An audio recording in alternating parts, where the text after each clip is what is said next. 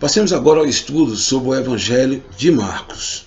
O Evangelho de Marcos tem como autor João Marcos. Tem a parte do nome dele grega, a parte hebraico, né? E ele era conhecido da comunidade cristã, inclusive, segundo Atos capítulo 12, versículo 12, boa parte dos cultos eram realizados em sua casa. A lição até comenta que provavelmente a última ceia teria ocorrido em sua casa. Não há muita veracidade sobre isso, porque pelas orientações que ele deu aos discípulos, seria no lugar em que alguém preparou a ceia, uma pessoa desconhecida, que não fosse a família de Marcos. De qualquer forma, Marcos vivia em Jerusalém e provavelmente foi testemunha pessoal da vida de Cristo. O livro de Marcos é o menor dos 4 evangelhos, mas ele tem uma particularidade muito importante, porque ele é considerado, primeiro, o mais importante, talvez, primeiro, porque foi o primeiro que foi escrito, e segundo, se acredita, muitos do que está no livro de Mateus, no livro de Lucas, foi retirado de Marcos. Cada um tem as suas particularidades, mas acredita que Marcos teria sido o esboço para os outros 2 evangelhos chamados sinópticos, né? Então, ele tem essa importância junto à comunidade e foi o primeiro, se acredita que ele foi o primeiro a ter sido escrito sobre a vida de Jesus. É considerado também como o mais cronológico dos evangelhos, apesar de ele não incluir o nascimento de Cristo, nem detalha muito sobre o ministério de João Batista, mas ele conseguiu organizar as informações de uma forma cadente, né, sequente, cronológica, em que é possível assimilar. O Evangelho de Marcos foi escrito para os romanos, e ele procura apresentar e retratar Jesus como servo poderoso, filho de Deus.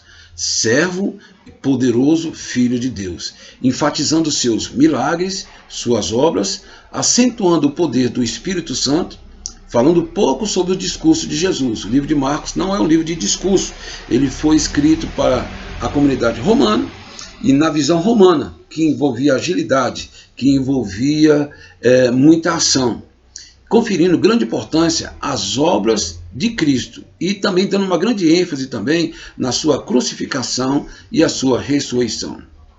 Vamos começar o comentário do livro de Marcos, tratando sobre a vida do servo. A exemplo do que aconteceu no livro de Mateus, o livro de Marcos principia no capítulo 1, do versículo 1 ao 13, ele dá uma introdução muito resumida. Primeiro, sobre o ministério de João Batista, o batismo de Jesus e a tentação. Nos outros livros, o que esse relato demorou um pouco, principalmente no livro de Mateus, que se atém muito nos detalhes, e no livro de Lucas, que se atém muito nos detalhes sobre a origem, como Jesus nasceu. No livro de Lucas, então, dá um retrato maior sobre até o surgimento de João Batista, o contexto do nascimento. Marcos, ele abrevia essas informações, ele não omite, mas abrevia esses fatos, essas ocorrências, até chegar à tentação. Tudo isso num capítulo, uma série de 13 versículos. E o ministério de Judas de João Batista foi muito frutífero. Ele retrata um pouquinho do ministério, né? E como ele foi frutífero, em que vinha pessoas de todos os lugares da Judéia, de Jerusalém, afluíam para João Batista. Mas muitos não compreenderam que a sua missão era preparar o caminho para que todos recebessem a Cristo. E muitos que se submeteram ao batismo de João não queriam aceitar a salvação e o batismo de Jesus. Isso é muito importante. Não houve falha de João Batista. João Batista, ele pregava e deixou claro que o que viria após dele, ele não seria digno de desatar as suas sandálias. João Batista, ele fez o possível para sempre deixar claro que ele não era o Messias, sempre que ele tinha oportunidade. Mas talvez o carisma de João Batista, a autoridade, era tão importante que muitos ficaram reticentes em aceitar um novo batista, agora o batismo de Jesus, que é o batismo que salva. O de João Batista era o de arrependimento e o de Jesus Cristo é o batismo que traria a salvação, não pelo ato do batismo, mas por aceitarem a ele, Jesus Cristo, como Rei e Salvador. Após o batismo de Cristo, nós vemos que ele foi levado para ser tentado no deserto e aí sim, nós vemos aí nos relatos de Marcos que eles fazem uma correlação entre, voltando um pouquinho, Então, logo depois então do batismo de Jesus, ele foi levado ao deserto. E antes de passar para a segunda etapa, é importante a gente ver então um pequeno comentário. Os relatos do livro de Marcos fazem uma correlação entre as profecias bíblicas e os fatos pertinentes que estavam acontecendo. Então, exemplo do que acontecia em Mateus, que ele falava, olha, isso é por causa disso que estava escrito, profetizado. Marcos também tem um pouco dessa preocupação, porque ele está informando a uma comunidade romana que não conhece a razão de algumas coisas que estavam acontecendo. Então, o autor procurava relacionar aquele acontecimento com algo que já estava previsto e profetizado. Vamos agora ao bloco sobre o poder do servo. Jesus ele se submeteu à tentação no deserto, passou os seus 40 dias, e a Bíblia diz que quando ele desceu de lá, ele voltou cheio do Espírito Santo, cheio da unção do Espírito Santo. E com base nesse revestimento, e após esse revestimento recebido no deserto, Cristo inicia o seu ministério, pregando, ensinando e curando, sempre no poder do Espírito Santo. O poder do servo faz-se sentir através das cidades, sinagogas e campinas da Galileia. Então, essa unção que estava sobre Jesus e que acontecia em decorrência dessa unção, os milagres, a sua autoridade espiritual, tudo aquilo que ele estava fazendo, né, fazia com que as notícias se espalhassem. E a partir do momento que Jesus começa a crescer ministerialmente, começa a ter sucesso a sua pregação, claro, toda ação de Deus tem uma retaliação do inimigo. Então nós vamos ver então que Jesus então vai enfrentar a oposição. Uma oposição se levanta contra o crescimento de Jesus. E isso movida por sentimentos de inveja, principalmente diante dos milagres que Jesus fazia. Os fariseus e os herodianos começaram com conspirações e invejas, diante do crescimento da fama do servo do Senhor. Dentre os nativos, dentre os motivos que levaram os fariseus e os herodianos e saduceus a rejeitarem a Cristo, está o fato de que eles esperavam um rei que viesse estabelecer um reino terrestre. Ficaram decepcionados com o estilo de Jesus, a pregação de Jesus, a sua inserção junto à comunidade de pecadores, para eles isso era inadmissível. Então, tudo isso frustrou muito o entendimento que eles tinham do Messias que eles idealizavam para Israel. A seção de ensinos de Jesus no livro de Marcos está registrada no capítulo 4, onde Jesus ensinava a multidão por meio de parábolas.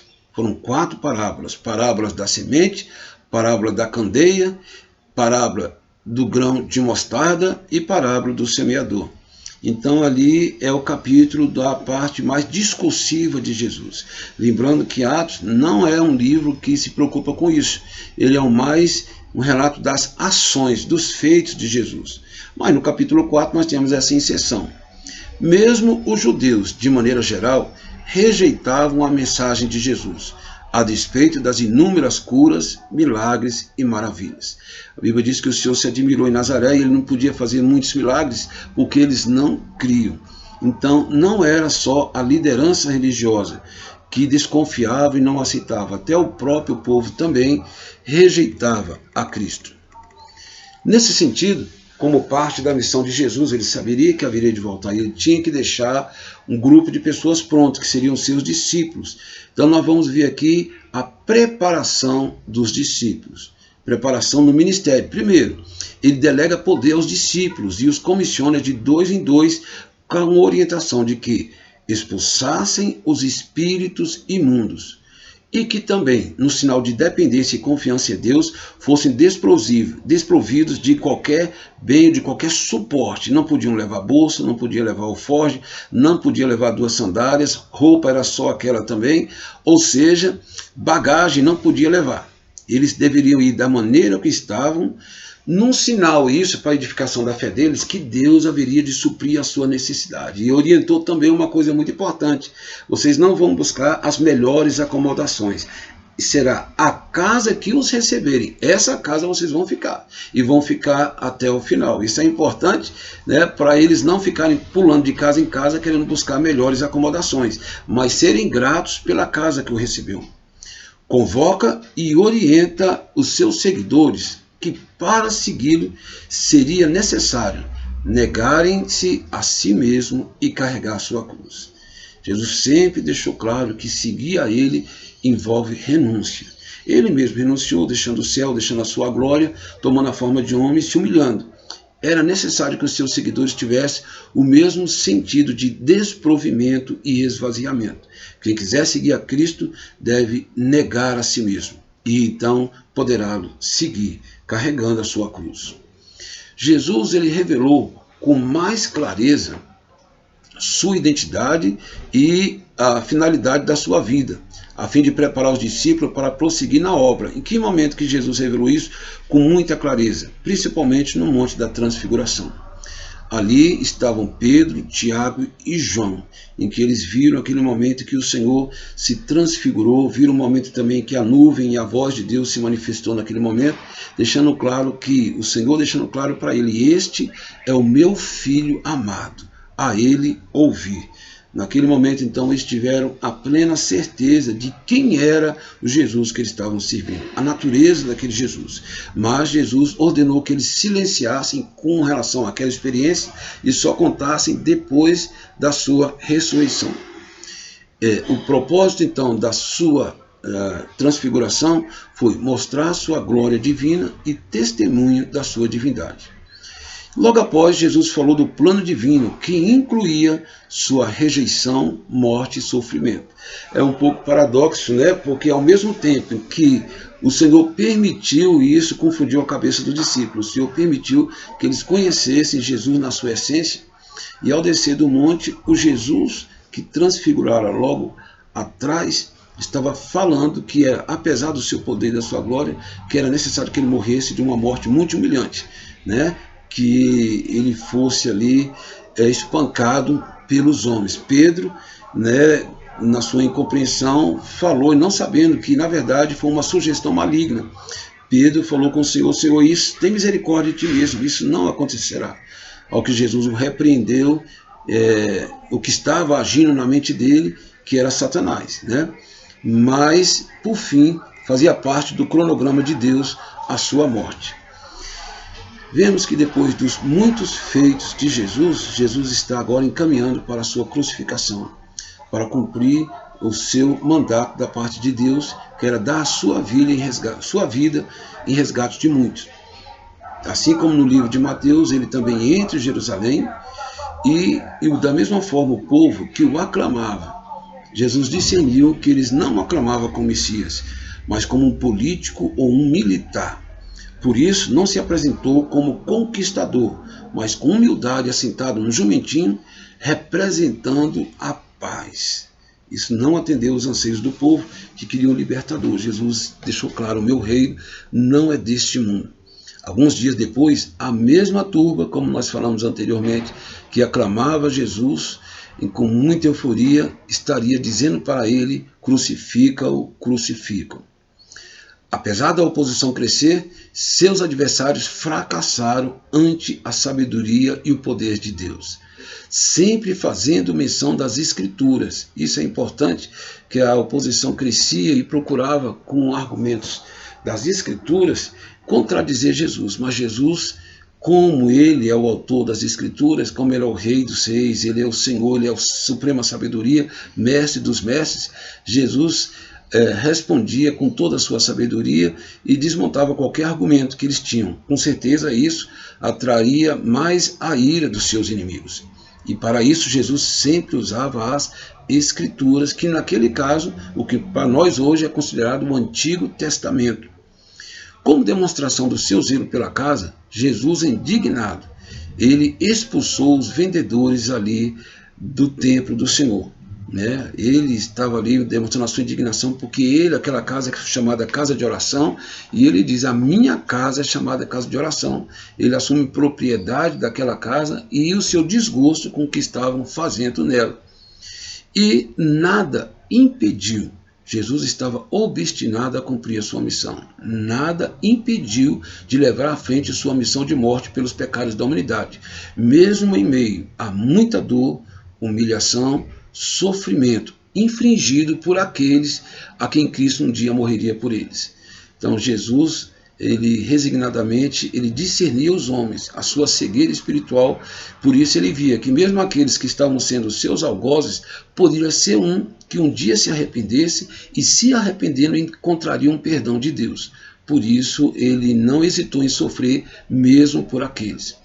Morreu como servo fiel, perfeito, obediente até a morte e morte de cruz. Vemos agora que depois do episódio da morte de Jesus, temos a sua ressurreição. Na ânsia de se verem livres de Jesus, seus inimigos, sem que soubessem, foram usados por Deus no cumprimento do seu plano, significando a derrota para eles. Então, na verdade, aquilo que eles pensavam que ia colocar fim à existência de Jesus, à sua pregação, na verdade, eles estavam sendo usados por Deus para cumprir o desígnio de Deus, que era que seu filho morresse em sacrifício. É claro, irmãos, que Deus nunca desejaria que o seu próprio povo, ou qualquer homem, matasse seu filho. Deus, eles sabiam que os homens, por sua maldade, iam fazer isso. O sacrifício da cruz, o sacrifício de Jesus era necessário. A forma que ele fosse morrer, não é que Deus queria que fossem os homens que o matassem. Abraão ia matar o seu filho, mas não porque queria, por um mandato de Deus. Da mesma forma, Jesus ia morrer por mão de homens, não porque Deus queria que os homens o matassem. Se todos os homens aceitassem a Cristo como Salvador, reconhecessem o seu ministério, com certeza Deus teria outra forma em que Cristo morrer em sacrifício. Isso iria acontecer. Apesar da oposição crescer, a missão de Cristo agora está quase completa, restando apenas dar as instruções aos discípulos e a grande comissão e, por fim, ascender ao Pai. Então Jesus morreu, mas ainda não estaria, ainda faltava alguns ajustes finais antes da sua ascensão. E esses ajustes envolviam aparecer, acalmar, conscientizar, dar convicção aos discípulos acerca da sua ressurreição, convicção acerca das verdades do Evangelho. Ele ficou 40 dias com os discípulos e com certeza passou muitos ensinamentos para eles. Então era necessário essa última etapa dele se reunir com seus discípulos. No livro de Coríntios, o Gálatas, se não me engano, fala que Jesus apareceu para mais de 500 pessoas, fortalecendo a fé de cada um sobre a realidade da morte e também a ressurreição de Cristo. As mulheres foram as primeiras a receberem as boas novas, quando foram embalsamar Jesus, o que não foi possível na sexta-feira da Paixão. Então, isso é muito importante, essa inserção, essa informação do papel das mulheres no ministério de Jesus. Elas deram suporte ao ministério de Jesus, suporte financeiro, acompanhavam na viagem. E o Senhor também deu essa honra às mulheres, no zelo que elas tinham com relação ao corpo do Senhor. Elas presenciaram a ressurreição de Jesus. E vimos que isso também foi um ato muito importante, apesar de deixar claro que ao fazerem isso, elas demonstraram também não discernir a mensagem da ressurreição de Cristo. Jesus, então, posto esse fato, ter passado os seus tempos com os seus discípulos, deu a última orientação com relação à necessidade de pregar o Evangelho. E o livro de Marcos, ele dá uma ênfase muito especial, os sinais que acompanhariam aos que criam em Jesus. Ali o Senhor deixa claro que apesar da sua ressurreição, ele não está só no céu, ele está com a sua igreja, capacitando, dando poder à sua igreja para pregar o Evangelho, e esses sinais seguirão os que creem. Em meu nome expulsarão demônios, falarão novas línguas, pisarão em serpentes. Então o Senhor está dando várias capacitações para a sua igreja. O sobrenatural de Deus acompanha a sua igreja. A ressurreição de Cristo é o fundamento da fé cristã. Sua vitória sobre a morte abre o caminho da esperança e a ressurreição de todos os que nele creem. Paulo em Romanos diz que nós cremos que ele morreu e ressuscitou. O Senhor nos levantará juntamente com ele. A ressurreição de Cristo abriu uma porta para a igreja, uma porta da esperança. Temos hoje a salvação garantida. Quando um cristão parte para a eternidade, ele já está com o Senhor. mas Deus tem a sua obra completa em mim e na vida de todos aqueles, quando não só ele foi salvo, mas quando o seu corpo, que era o corpo do pecado, é restaurado, glorificado à imagem do corpo de Cristo. Deus em Cristo nos abençoe em nome de Jesus. Obrigado pela sua atenção.